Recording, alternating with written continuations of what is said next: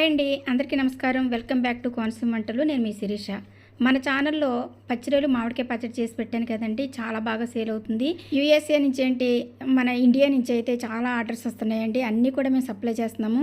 నేను పచ్చిరొయ్యలు పచ్చడి చేసే విధానం చూసి చాలామందికి నచ్చి తీసుకుంటున్నారండి. పచ్చిరొయ్యలు కూడా చాలా నీట్గా క్లీన్ చేసి చేస్తున్న పచ్చడి అనమాట ఇది. చక్కగా పైన నడుము మీద పేగు ఉంటుంది కదండి, అది కూడా తీసి చాలా పరిశుభ్రంగా చేస్తున్నాను అనమాట. అలాగే మసాలా, మంచి చక్కని మసాలా చేసి నిమ్మరసం కూడా వేస్తున్నానండి మామిడికాయతో పాటు. ఎందుకంటే పులుపు లేకపోతే పచ్చడి అనేది అసలు టేస్ట్ అనేది ఉండదన్నమాట. ఉప్పు, కారం, పులుపు అనేది కరెక్ట్గా ఉండాలి. మేము మీకు అందించే ఫుడ్ ప్రోడక్ట్లో ఎటువంటి రాజీ లేదండి.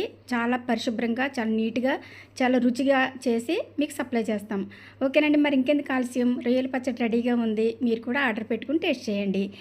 ఇంకా మన దగ్గర అన్ని రకాల పచ్చళ్ళు అవైలబుల్లో ఉన్నాయండి. సీజన్లో కాదండి, అన్ సీజన్లో కూడా మీకు అన్నీ కూడా సప్లై చేయగలుగుతాం.